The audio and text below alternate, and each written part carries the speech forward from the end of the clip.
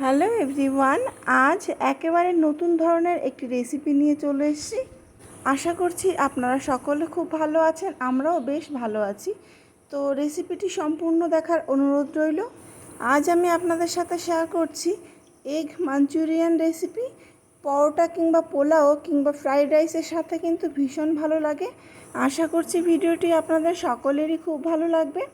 তো চলুন রেসিপিটি শুরু করা যাক।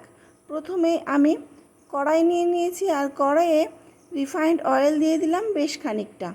এবার তেল ভালোভাবে গরম হয়ে গেলে আগে থেকে সিদ্ধ করে মাঝখান দিয়ে কেটে নেওয়া ডিমগুলি আমি হালকা করে ফ্রাই করে নেব। তো তার জন্য আমি একে একে ডিমের টুকরোগুলি তেলের উপরে ছেড়ে দিলাম।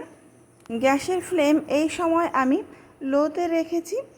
ডিম সিদ্ধ করার সময় যদি একটুখানি নুন ছেড়ে দেওয়া যায় আর প্রথম 5 মিনিট গ্যাসের ফ্লেম একেবারে লো রেখে ডিমটাকে সিদ্ধ করা যায় এবং বাকি 3 থেকে 4 মিনিট যদি হাই ফ্লেমে ডিম সিদ্ধ করা যায় তাহলে কিন্তু ডিম একেবারেই ফেটে যায় না, আর ডিমের খোসাও কিন্তু সহজে ছাড়ানো যায়।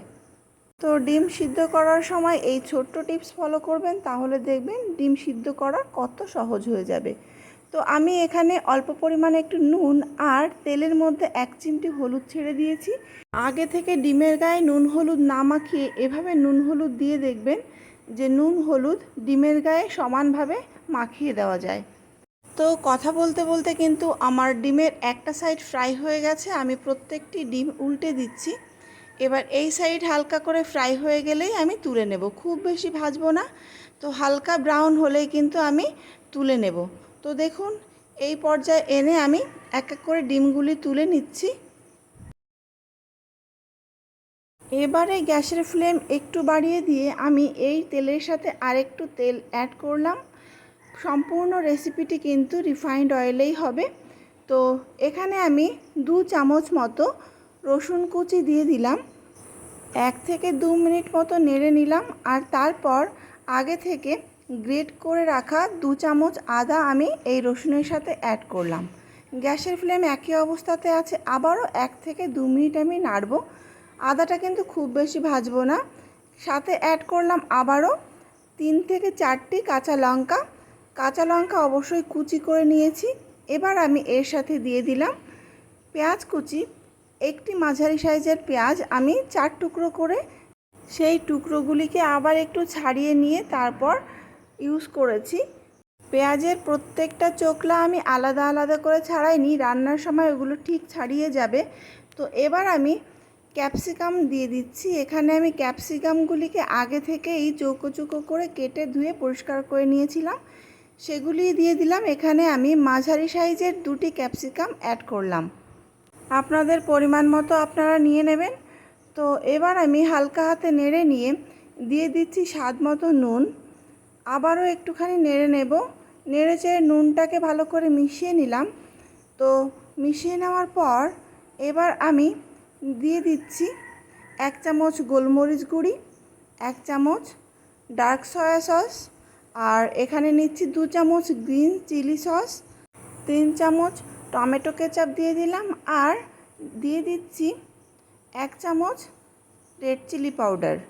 তো সমস্ত উপকরণগুলি এবার আমি ভালোভাবে নেড়ে চেড়ে মিশিয়ে নেব। তো তার আগে স্বাদ মতো চিনি দিয়ে দিলাম। এই টমেটো কেচাপের টক আর ঝাল আর নুনের ব্যালেন্সটা ঠিকঠাক রাখার জন্যে। তো মিশিয়ে নিচ্ছি সমস্ত কিছু। গ্যাসের ফ্লেম একটু বাড়িয়ে দিয়েছি। হালকা হাতে নেড়ে চেড়ে এবার আবার গ্যাসের ফ্লেম আমি একেবারে লো করে দিয়ে ঢেকে নেব। তো ঢাকা দিয়ে আমি রেখে দিয়েছিলাম 3 থেকে 4 মিনিট, যাতে সবজিগুলি খুব ভালোভাবে সিদ্ধ হয়ে যায়। তো 50% মোটামুটি সিদ্ধ হয়ে গেছে। 3 থেকে 4 মিনিট পর আমি আপনাদের দেখাচ্ছি। তো এবার আমি 2 চামচ কর্নফ্লাওয়ার 2 কাপ মতো জলে আমি গুলে নিয়েছি। গুলে নিয়ে এবার ঢেলে দিলাম এই মিশ্রণের মধ্যে। ভালোভাবে নেড়ে চেড়ে মিশিয়ে নেব। গ্যাসের ফ্লেম এবার মিডিয়ামে রেখেছি। এই সময় আমি হাফ চামচ মতো ভিনিগার অ্যাড করছি। যদিও ভিনিগার কিন্তু এর আগে সবজিগুলি কষানোর সময় অ্যাড করলে ভালো হতো, আমি স্কিপ করে গেছিলাম, যার জন্য এখন অ্যাড করে দিলাম। তো আপনাদের কাছে যদি ভিনিগার না থাকে তাহলে 1 চামচ লেবুর রস দিয়ে দেবেন।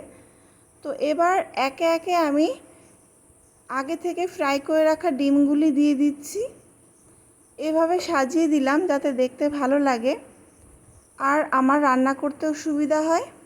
তো সবকটি ডিম আমি দিয়ে দিলাম। এবার এক এক করে আবার উল্টে দিচ্ছি, দেখুন, যাতে ডিমের দু সাইডই খুব ভালোভাবে কুক হয়ে যায়। তো উল্টে পাল্টে আমি আবারও ঢাকা দেব। গ্যাসের ফ্লেম কিন্তু আবারও লো করে দিয়েছি। ঢেকে দিয়ে আমি 3 থেকে 4 মিনিট রেখে দেব। ফিরে এলাম 3 থেকে 4 মিনিট পর। তো আমার রান্না কিন্তু সম্পূর্ণ কমপ্লিট। সবজিগুলো খুব ভালোভাবে সিদ্ধ হয়ে গেছে। তো সব শেষে ধনেপাতা কুচি উপর থেকে ছড়িয়ে দিচ্ছি। এবারে রেসিপি সম্পূর্ণ সার্ভ করবার জন্য রেডি। রুটি, পরোটা, লুচি কিংবা ফ্রাইড রাইস, পোলাও সব কিছুর সাথেই কিন্তু ভীষণ ভালো যায়। তো দেখতে যেমন লোভনীয় হয়েছে, খেতেও কিন্তু দুর্দান্ত। ব্রেকফাস্ট কিংবা ডিনারে ঝটপট কিন্তু এই রেসিপি আমরা তৈরি করে নিতে পারি। তো চলুন, রেসিপিটি আজকের মতো এই পর্যন্তই। ফিরে আসবো আবারও নতুন কোনো রেসিপি নিয়ে। ততক্ষণ ভালো থাকবেন, সুস্থ থাকবেন, সাবধানে থাকবেন। ভিডিওটি কেমন লাগলো অবশ্যই জানাবেন। যদি ভালো লেগে থাকে প্লিজ একটি লাইক করবেন, সাবস্ক্রাইব করে আমার পাশে থাকবেন।